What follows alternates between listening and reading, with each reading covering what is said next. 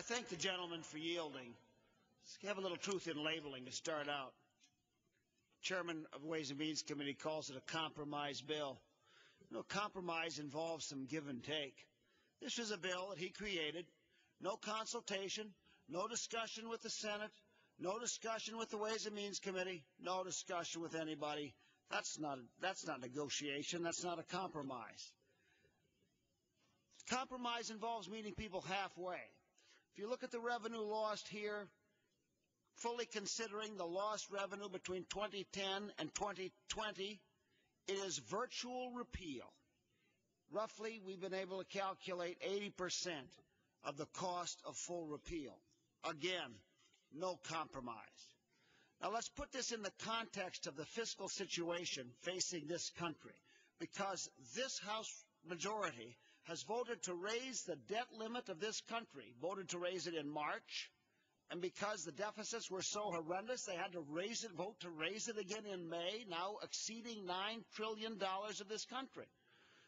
With the revenue, the $800 billion revenue loss in the next decade, it will all have to be borrowed. So who are we borrowing to help under their bill?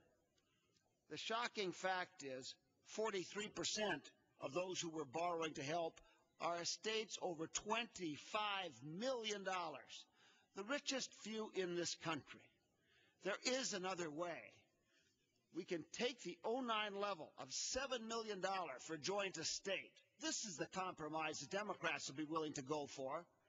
It takes care of 99.7% of the estates in this country.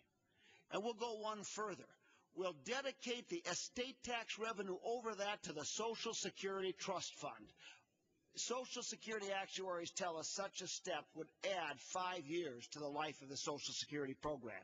So you've got a very stark choice here.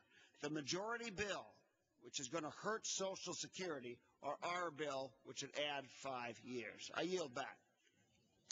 Gentleman from California.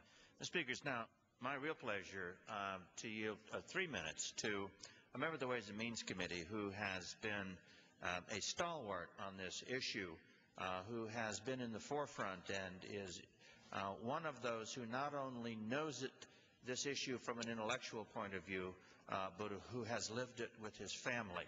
The gentleman from Missouri, Mr. Hulshoff. The gentleman is recognized for 3 minutes. Without objection. Thank you, Mr. Chairman.